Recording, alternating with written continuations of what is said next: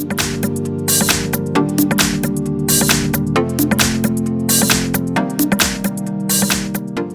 I've got Cubot J5 and let me show you how to allow unknown sources on the following device. So at first let's open the settings, then scroll down and pick apps and notifications. Then go a bit lower and open special app access. Here you will notice install unknown apps. So if you would like to install applications from some unknown apps, click on the particular source and allow from the source simply by tapping on this switcher.